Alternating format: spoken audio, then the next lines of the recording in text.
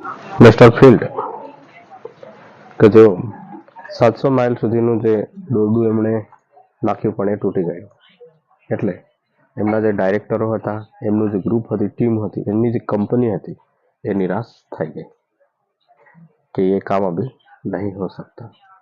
પણ mister field એ કોઈ દિવસ હારે તેવા નહીં હતા.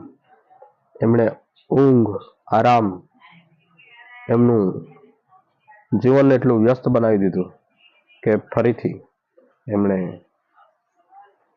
પોતાનું કાર્ય છે એમાં સંપૂર્ણ બળ લગાવવાનો પ્રયત્ન કર્યો.